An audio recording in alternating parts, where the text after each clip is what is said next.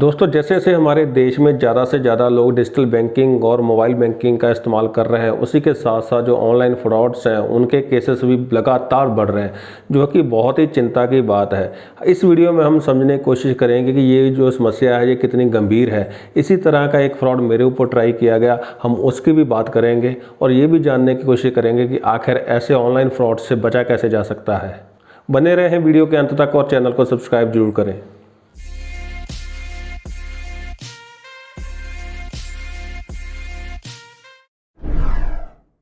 दोस्तों, जो सबसे ज़्यादा साइबर क्राइम के केसेस हैं वो रिपोर्ट किए जाते हैं लोन फोलियो में, लेकिन उसके बाद जो है वो डेबिट कार्ड, क्रेडिट कार्ड और नेट बैंकिंग में सबसे ज़्यादा जो साइबर क्राइम है, जो ऑनलाइन फ्रॉड्स है वो होते हैं।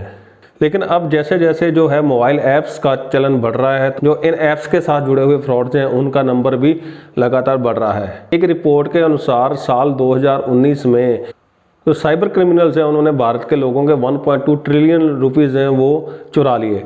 अब ये 1.2 ट्रिलियन है दोस्तों, ये बनता है 1.2 लाख करोड़। दोस्तों, सन 2019 में जो हमारा टोटल पूरे देश का एजुकेशन बजट था वो सिर्फ 95,000 करोड़ था। तो आप ये समझ सकते हैं कि ये जो समस्या है ये कितनी बड़ी है। टोटल साइबर क्राइम के जो फ्रॉड्स हुए हैं वो हमारे पूरे इतने बड़े देश की जो एजुकेशन बजट है उससे भी ज़्यादा के हुए हैं। 2019 में जो साइबर क्राइम के केसेस हैं एज कम्पेयर टू 2018 वो 60% ज़्यादा रिपोर्ट किए गए हैं। ये जो आंकड़ा मैं आपको बता रहा हूँ ये रिपोर्टेड साइबर क्राइम्स का है, और आप जो अनरिपोर्टेड साइबर क्राइम्स हुए हैं हमारे देश में उनका अंदाज़ा खुद लगा सकते हैं। मोबाइल ऐप्स हैं उनको इस्तेमाल करना जितना आसान है एक यूज़र के लिए, वो उतना ही आसान है एक जो क्रिमिनल है उसके लिए, उसके थ्रू आपके पैसों को चोरी कर ले। कुछ हफ्ते पहले मुझे एक कॉल आता है जिसमें जो कॉल करने वाला व्यक्ति है वो मुझे इस तरह से बात करता है जैसे वो मुझे बहुत समय से जानता हो, लेकिन जो मेरे जिस नंबर से मुझे कॉल आया था वो नंबर मेरे मोबाइल में सेव नहीं था, तो मैं उस व्यक्ति को जानता नहीं था। इसका मतलब जब मैंने उससे बात करी कि भाई साहब कौन बोल रहे हैं, उसने बोला कि सुखप्रीत जी क्या बात हो गई, आप मुझे भूल गए, मैं शर्मा जी बोल रहा हूँ। इंडिया में शर्मा एक बहुत ही कॉमन सरनेम है और हर किसी का कोई ना कोई शर्मा दोस्त होता है। इस तरह मेरे भी 3-4 दोस्त हैं जिनका सरनेम शर्मा है, उनको हम शर्मा जी बुलाते हैं। लेकिन फिर भी मैं रिकॉल कर नहीं पा रहा था कि आखिर वो व्यक्ति कौन है। उस व्यक्ति ने मेरे साथ ऐसे बात करी कि जैसे मुझे बहुत सालों से जानता हो। मैं अच्छी तरह से रिकॉल तो नहीं कर पाया कि वो व्यक्ति जो बोल रहा है वो कौन है। फिर भी मैंने उसको बोला, हाँ जी बताइए, मैं आपकी क्या सेवा कर सकता हूँ। उसने मुझे ये कहा कि उसको किसी और व्यक्ति से कुछ पैसे लेने हैं, अगर मेरे पास फ़ोन पे या फिर गूगल पे जैसी कोई ऐप है तो जो वो पैसे हैं मेरे अकाउंट में ट्रांसफ़र कर दिए जाएंगे और बाद में जब भी मैं शर्मा जी को मिलूँ मैं उनको वो पैसे वापस कर दूँ। तो ये बात मुझे बहुत डाउटफुल लगी, लेकिन फिर भी मैंने सोचा चलो देखते हैं कि ये बात कहाँ तक जाती है। मैंने उन कथित शर्मा जी को बोला कि मेरे पास फ़ोन पे है, जो मेरा मोबाइल नंबर है वो इसी के साथ लिंक्ड है, आप उसके थ्रू मेरे अकाउंट में पैसे ट्रांसफ़र करवा सकते हैं। थोड़ी ही देर में दोस्तों मुझे एक और फ़ोन आता है, जो व्यक्ति वही बात दोहराता है कि उसे शर्मा जी को पैसे देने थे और शर्मा जी ने बताया कि मैं आपके अकाउंट में ट्रांसफ़र कर दूं। तो उस व्यक्ति ने मुझे बोला कि वो मेरे अकाउंट में कुछ पैसे ट्रांसफ़र कर रहा है, मुझे उस रिक्वेस्ट को एक्सेप्ट करना होगा। उसी वक्त मेरे फ़ोन के ऊपर 9,999 रुपीज़ की एक रिक्वेस्ट आती है। जब मैंने उस रिक्वेस्ट को ध्यान से देखा, वो फ़ोन पे ऐप की एक रिक्वेस्ट थी जो कि अमाउंट डिपॉजिट करने की नहीं थी लेकिन अमाउंट डिडक्ट करने की थी। क्योंकि मैं इस ऐप को बहुत रेगुलरली यूज़ करता हूं तो मुझे पता है कि जब अमाउंट आपके अकाउंट में आता है तो ऐसी आपको कोई भी प्रॉम्प्ट नहीं आता, लेकिन जब आपसे कोई रिक्वेस्ट की जाती है किसी पैसे की तो ऐसा प्रॉम्प्ट आता है जिसको आपको अप्रूव करना होता है। मैंने उस व्यक्ति को बोला कि भाई साहब जो आपने रिक्वेस्ट भेजी है वो गलत भेज दी है, आपने जो पैसे वो ट्रांसफ़र नहीं कर रहे हो जबकि आप मेरे से पैसे की डिमांड कर रहे हो। उस व्यक्ति ने मुझे पूरी तरह से कन्विंस करने की कोशिश करी कि ये ऐसा नहीं है, ये जो पैसे हैं मेरे अकाउंट में ही ट्रांसफ़र होंगे, बस मुझे उस रिक्वेस्ट को अप्रूव करना होगा। मैंने उसकी इस बात को पूरी तरह से डिनाई कर दिया और उसको बोला पहले आप 5 या 10 रुपये मेरे अकाउंट में ट्रांसफ़र करें, मैं उसके बाद ही पूरे पैसे एक्सेप्ट करूँगा। इसी के दौरान दोस्तों मैंने उस जो पहली मेरे पास रिक्वेस्ट आई थी उसको डिक्लाइन कर दिया और थोड़ी समय बाद मेरे पास एक रिक्वेस्ट आती है जो कि 5 रुपये के लिए थी। अब मेरा जो फ़ोन पे वैलेट है उसमें 10 रुपये पड़े थे, मैंने उस रिक्वेस्ट को अप्रूव कर दिया और मेरे 5 रुपये कट गए। अब मुझे पूरी तरह से समझ में आ गया था जी कि क्या हो रहा है। उसमें मैंने व्यक्ति को बोला कि भाई साहब मुझे आपकी पूरी गेम समझ में आ चुकी है तो अब आप बस कीजिए। उसके बाद वो व्यक्ति वो थोड़ा सा नाराज़ हुआ लेकिन उसने फ़ोन काट दिया।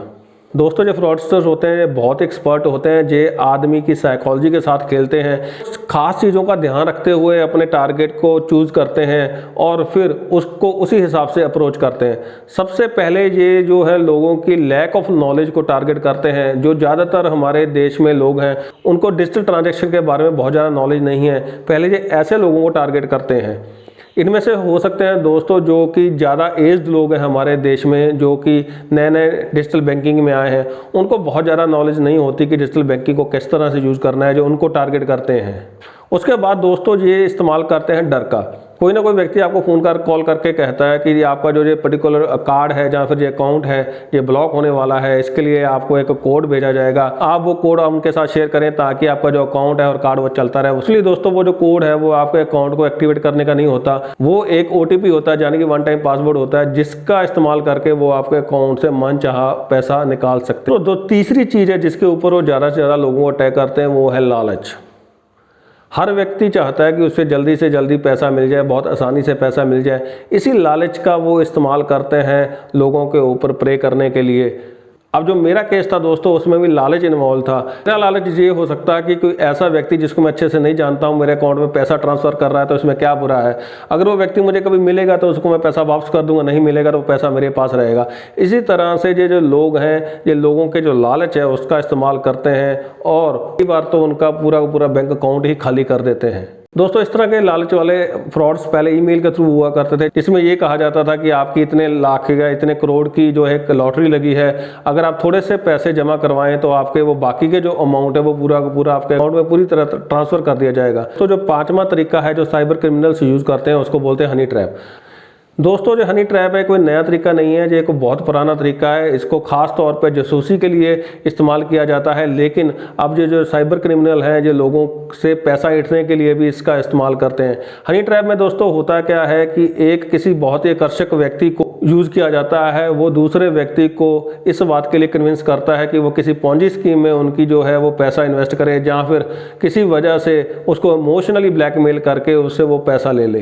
तो दोस्तों हो क्या रहा है कि जो बैंक्स और जो सरकार है ये ज़्यादा से ज़्यादा डिजिटल बैंकिंग को प्रमोट कर रहे हैं। ये एक बहुत अच्छी बात है, इसके बहुत सारे पॉजिटिव कारण हैं जिसकी वजह से इसको प्रमोट किया जाता है। जो बैंक्स हैं उनको बहुत कम स्टाफ की ज़रूरत पड़ती है अपने सेम अमाउंट ऑफ ट्रांजैक्शन को हैंडल करने के लिए, अगर वो डिजिटली होती हैं।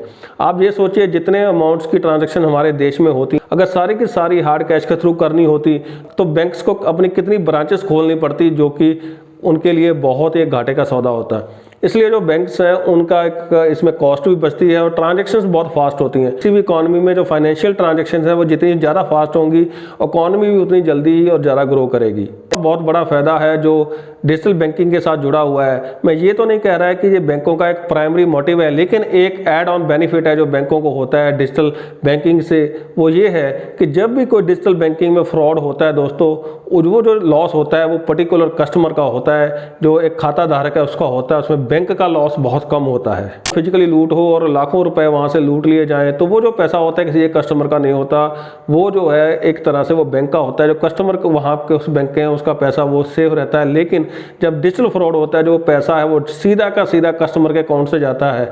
तो ये एक जो एडेड बेनिफिट है, लेकिन मैं ये नहीं कह रहा कि ये एक प्राइमरी कारण है जिसकी वजह से बैंक लोगों को प्रमोट कर रही है डिजिटल बैंकिंग के लिए। लेकिन आपको इसके लिए सतर्क रहना होगा, आपको जानना होगा कि ये जो फ्रॉड्स हैं वे आपके साथ ना हो। जिस तरह से दोस्तों फ्रॉड मेरे ऊपर अटेम्प्ट किया जाए किसी के साथ भी किया जा सकता है, इसलिए ये जानकारी होना बहुत जरूरी है कि आप इनसे बचें कैसे। 1.2 ट्रिलियन इतना बड़ा अमाउंट है, तो फिर भी हो सकता है कि आपको इसके बारे में कभी पता ना हो, जहाँ आपने इसको कभी न्यूज़ में ना सुना हो। अगर आप सोचिए इतनी बड़ी चोरी अगर फिजिकली होती अलग अलग बैंकों में, तो जो टीवी में न्यूज़ एंकर हैं वो टेबल पीट कर चीख कर आपको बताते हैं बैंकों में इतने बड़े फ्रॉड हो चुके हैं।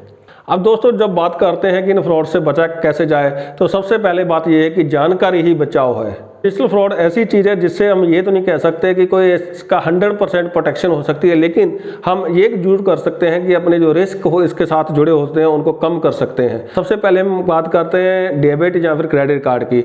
अब कैसे हो सकता है कि हम उस ATM और डेबिट कार्ड से जुड़े हुए फ्रॉड से उनसे बच सकें। इसका जो पहला काम दोस्तों ये है कि आप कोशिश करें कि आपकी जो कार्ड बेस्ड ट्रांजेक्शन है उनको डेबिट कार्ड से ही प्रेफर करें, ना कि क्रेडिट कार्ड से।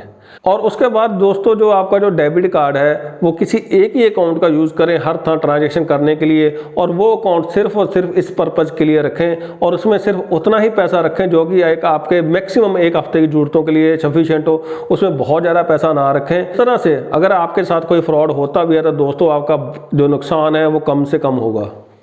आप जब भी क्रेडिट कार्ड डेबिट कार्ड से पेमेंट करें तो ये इंश्योर करें जो उस कार्ड को आपके सामने मशीन के ऊपर स्वाइप किया जा रहा है। एक दोस्तों बहुत ही कॉमन देखा गया है कि जब आप कार्ड से पेमेंट करते हैं तो वहाँ बहुत सारी मशीन्स पड़ी होती हैं, वो एक पहली मशीन में ट्राई किया जाता है, ट्रांजेक्शन फेल हो जाती है, फिर दूसरी में ट्राई करते हैं, वो तीसरी में ट्राई करते हैं। तो ऐसा बिल्कुल भी ना करने दें। आप एक कार्ड को एक मशीन पे सिर्फ एक बार यूज़ करने दें। अगर वो ट्रांजेक्शन फेल हो जाती है तो वहाँ रुक जाएँ, आप उस कार्ड को किसी और मशीन पर इस्तेमाल ना करने दें। हो सकता है जो पहली मशीन हो वो सिर्फ और सिर्फ कार्ड को क्लोन करने के लिए ही यूज़ की जा रही हो। तो इस केस में बहुत सतर्क रहें। जब भी आपके साथ ऐसा हो तो अपने जो SMS है मोबाइल पे आते हैं ट्रांजैक्शन को ध्यान से मॉनिटर करें। जो डेबिट कार्ड है उसके अकाउंट में कितना बैलेंस होगा ये आप कंट्रोल कर सकते हैं, लेकिन क्रेडिट कार्ड जो होते हैं इनकी जो लिमिट होती है कई बार बहुत ज़्यादा होती है। कई बार वो लिमिट 1, 2, 3, 4 या फिर 5, 6 लाख तक हो सकती है। तो उस केस में अगर वो कार्ड का क्लोनिंग हो जाए या यूज़ करके आप सबको फ्रॉड करे तो आपका बहुत बड़ा नुकसान हो सकता है। इसलिए यही प्रेफर किया जाता है कि जो ज़्यादा से ज़्यादा आप अपने डेबिट कार्ड का इस्तेमाल करें, आप क्रेडिट कार्ड का इस्तेमाल ना करें। अगर आपको फिर भी अपने क्रेडिट कार्ड का दोस्तों इस्तेमाल करना है तो उस क्रेडिट कार्ड की जो बैंक की वेबसाइट है उस पर जाके आप अपने क्रेडिट कार्ड की जो लिमिट है एक दिन की ट्रांजैक्शन की वो सेट कर सकते हैं। तो मोबाइल ऐप से एक नया तरीका है जिसके थ्रू बहुत ज़्यादा फ्रॉड्स होते हैं। तो सबसे पहले आप ये काम करें, जितने भी आपके फ़ोन में मोबाइल ऐप्स हैं जिनके ऊपर आप कोई ट्रांजैक्शन करते हैं, चाहे वो आप ऑनलाइन परचेज करते हैं, चाहे फिर आप नॉर्मल ट्रांजैक्शन करते हैं UPI के थ्रू या क्रेडिट कार्ड के थ्रू, उनको कभी भी अपने मोबाइल का जो SMS है उसको रीड करने की परमिशन ना दें। तो SMS रीड करने की जो परमिशन देना ये ट्रांजैक्शन में तो बहुत हेल्प करता है, लेकिन ये एक फ्रॉड करने वाले व्यक्ति के लिए भी उतना आसान बन जाता है कि आपके साथ वो फ्रॉड कर ले। बहुत इंपॉर्टेंट बात है दोस्तों। कई बार क्या होता है कि जब हम कोई ऑनलाइन परचेज करते हैं या फिर ये जो आजकल डिजिटल बैंकिंग ऐप्स आ गई हैं, इनमें आप अपना कोई क्रेडिट या डेबिट कार्ड को सेव कर सकते हैं ताकि अगली बार जब आपको ट्रांजैक्शन करनी हो तो बहुत ही कम से कम जानकारी आपको फिल करनी पड़े और आपकी ट्रांजैक्शन हो जाए। दोस्तों इस चीज़ को भी अवॉइड करें, क्योंकि जो इसके साथ जो फ्रॉड करने के चांसेस हैं आपके साथ वो भी बढ़ जाते हैं। तो हर बार अगर आपको क्रेडिट कार्ड या डेबिट कार्ड यूज़ करना है तो पूरा नंबर डालें। अगर आपका क्रेडिट कार्ड या डेबिट कार्ड जो मोबाइल ऐप पे सेव नहीं है, इसे ट्रांजैक्शन करने में थोड़ा टाइम तो लगेगा, लेकिन एक बहुत ही सेफ तरीका है। आप इतना कर सकते हैं कि जो ऐप्स हैं इनके वैलेट में थोड़ा सा पैसा डाल के रखें जो कि आपके डे टू डे ट्रांजैक्शन में काम आए। अगर आपको बड़ी ट्रांजैक्शन करनी हो तो अपना जो डेबिट कार्ड है या अपना क्रेडिट कार्ड है उसका पूरा का पूरा नंबर हो वो दोबारा डालें।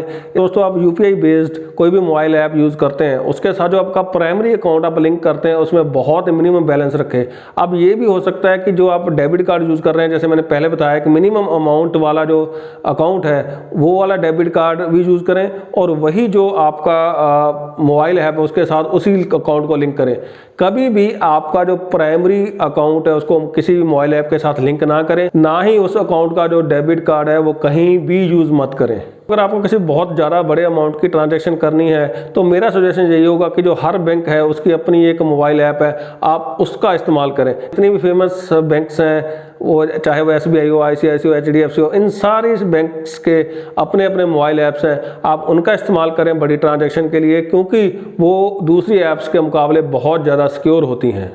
दोस्तों आखिरी बात यह है कि जितने पॉइंट्स मैंने आपको पहले बताए हैं, आप अगर ये सारे नहीं कर सकते और आप इनके साथ कंफर्टेबल नहीं हैं तो आप प्रेफर करें कि आप मोबाइल ऐप्स को ट्रांजैक्शन के लिए बिल्कुल भी इस्तेमाल ना करें। सबसे पहले पूरी जानकारी लें और सीखें, फिर ही आप इस तरफ आएँ और स्टार्ट बिल्कुल थोड़े अमाउंट के साथ करें। पूरी प्रिकॉशंस का ध्यान रखें, अदरवाइज आपके साथ धोखा हो सकता है। दोस्तों देसी सेंस यही कहती है कि जो नई टेक्नोलॉजी है इसको अपनाना बहुत अच्छी बात है, लेकिन उसके साथ साथ इसके जो साथ जुड़ी हुई जो जानकारी है कि इस टेक्नोलॉजी को हम कैसे अच्छे से इस्तेमाल कर सकें उसको हासिल करना भी उतना ही ज़रूरी है। डिजिटल बैंकिंग जितनी आपके लिए आसान है ये उतनी ही आसान है किसी एक फ्रॉडस्टर के लिए आपके साथ धोखा करने के लिए। एक और फ्रॉड मेरे ऊपर अटेम्प्ट किया गया था जो कि एक इंश्योरेंस पॉलिसी से जुड़ा हुआ था, उसकी बात हम किसी और वीडियो में करेंगे। दोस्तों अगर वीडियो आपको इन्फॉर्मेटिव लगा इसको लाइक करें और ज़्यादा से ज़्यादा लोगों के साथ शेयर करें ताकि जो डिजिटल ट्रांजैक्शन के साथ जुड़े हुए खतरे हैं और जो अवेयरनेस है हम इसको मैक्सिमम लोगों के पास पहुंचा सकें। ताकि जो डिजिटल बैंकिंग है हमारे देश के लिए एक वरदान साबित हो, ना कि एक अभिशाप। साथ ही चैनल को सब्सक्राइब जरूर करें। इस वीडियो को देखने के लिए आपका बहुत बहुत धन्यवाद।